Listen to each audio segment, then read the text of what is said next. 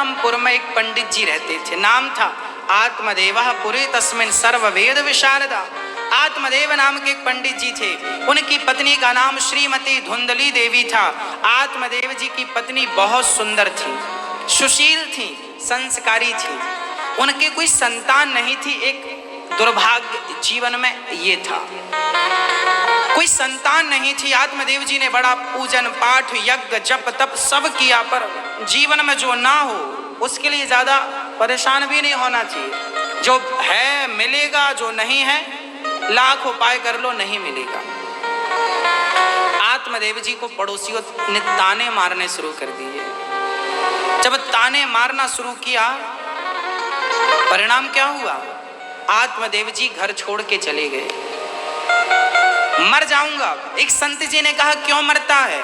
बोले मेरे कोई संतान नहीं है। संत ने हंसकर कहा पागल, संतान तो मेरी भी नहीं है। संतान तो विवेकानंद की नहीं थी, संतान तो मीराबाई की नहीं थी, तो क्या इनकी सदगति नहीं हुई?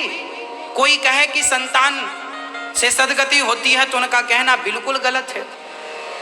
संतान से सदगति नहीं, भक्ति से सदगति होगी, भगवत प्रेम से सदगति होगी। बताओ कबीरदास जी के बेटे का नाम क्या था? बताओ सूरदास जी के बेटे का नाम क्या था? बताओ तुलसीदास जी के बेटे का नाम क्या था? बिना बच्चों के इन्होंने सदगति की कि नहीं अपनी?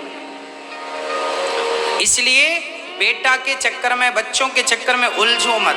बच्चे हो जाएं तो विधाता की मर्जी, और ना हो भगवत कृपा समझिए बस। ईश्वर आपको झंझट में डालना नहीं चाहते, सीधी बात ये। सीधा सीधा आप भगवान की शरण में रहो बस। जिनके बेटे नहीं है वो माताएं बड़ी परेशान है। क्यों परेशान है माँ? बेटे नहीं है, कोई बात नहीं।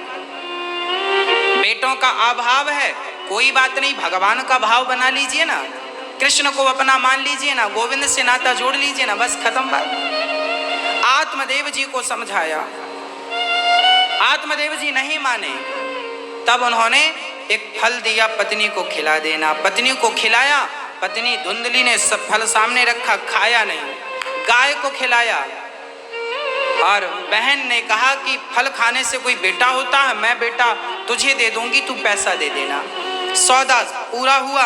एक बेटा धुंधली ने अपनी बहन का खरीद लिया, पैसे दे दिए। गाय को फल खिलाया, गाय गर्भवती होगी, गाय के एक बच्चा हुआ, नाम रखा गौकर्ण। धुंधली के बेटा हुआ, जो बहन का बेटा खरीदा, सबको यही कहा ये मेरा बेटा है, नाम रखा धुंधकारी। आप जमाने को धोखा दे सकते हैं कि अपने आप को धोखा दे सकते हैं? आप जमाने को धूल आंखों में झोंक सकते हैं कि अपनी आंखों में धूल लगा सकते हैं? जमाने से झूठ बोल सकते हैं कि अपने आप को झूठ बोल सकते हैं? कदापि नहीं। वही हुआ, धुंधली जमाने से झूठ बोलते बोलते अब खुद संकट में पड़ गई। आत्मदेव जी का बेटा धुंधकारी बड़ा होकर पिता की पीठ में 2 डंडे मारता है, पैसा निकालो। पिता ने नहीं दिया। पूरे गांव में, समाज के बीच में अपमान किया। पिता के बाल पकड़ के पीठ में 2 लाठियां जमाई और अपमानित कर दिया। आत्मदेव जी रोने लगे। जिस बेटे का मुंह देखने के लिए रोया था, आज वही बेटा रुला रहा है। हाँ, जीवन में बड़ा कष्ट है भक्तों। बच्चे सुनते नहीं हैं। जैसे धुंधकारी को उनके अपने बेटे ने हाथ पकड़कर घर से निकाल दिया, आज भी कुछ धुंधकारी ऐसे हैं जो अपने माँ बाप की सेवा करने से बचते हैं। आज भी कुछ बच्चे ऐसे हैं जो अपने माँ बाप की सेवा नहीं करते। मेरी प्रार्थना है आपसे, जो बच्चे सेवा करते हैं मैं उन्हें प्रणाम करता हूँ, और जो नहीं करते उनसे निवेदन करूंगा कि आप अपने माँ की सेवा करिए। कल को आप बड़े हो जाएंगे, कल को आप बुजुर्ग होंगे, तो मत भूलिएगा कि परमात्मा की डायरी में हिसाब सबका। आपने अपनी माँ की सेवा नहीं की तो आपकी भी होगी नहीं।